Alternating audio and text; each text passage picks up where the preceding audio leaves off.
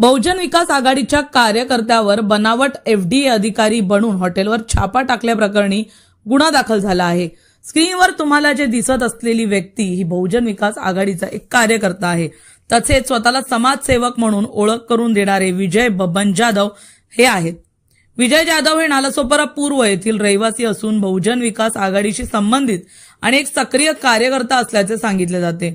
हे प्रकरण बोरिवली पोलीस ठाण्याच्या हद्दीतले असून मिळालेल्या माहितीनुसार विजय बबन जाधव आणि स्वाती विक्रम तुळसकर हे दोघं बोरिवली येथील एका हॉटेलमध्ये स्वतःला अन्न व औषध प्रशासन विभागाचे अधिकारी म्हणजेच एफडी अधिकारी असल्याचं सांगून तपासणीसाठी गेले होते।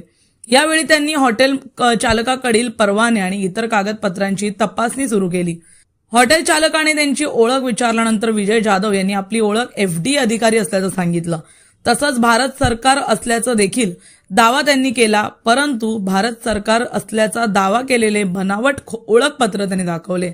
तसेच अधिक माहिती हवी असल्यास आमच्या कार्यालयात या असे त्याने हॉटेल चालकाला सांगितल्याचं समोर आलंय। मात्र हॉटेल चालकाला संशय आला, त्याने तात्काळ बोरिवली पोलिसांकडे तक्रार केली। पोलिसांनी तपास केल्यानंतर विजय जाधव याच्याकडे भारत सरकारचे नाव असलेले बनावट लेटर हेड, एक 4 चाकी वाहन आणि बनावट ओळखपत्र जप्त केले।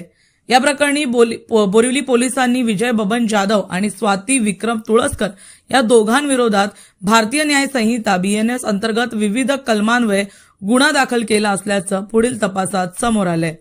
बबन जाधव हे नालासोपारा पूर्वेतील आचोळे परिसरामध्ये सक्रिय आहेत। गेल्या अनेक वर्षांपासून ते तिथे काम करतायत।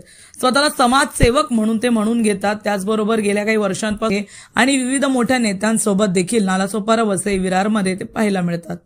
पाहण्यासारखं असेल संपूर्ण गुन्ह्यानंतर पुढील कारवाई कोणत्या दिशेला जाते।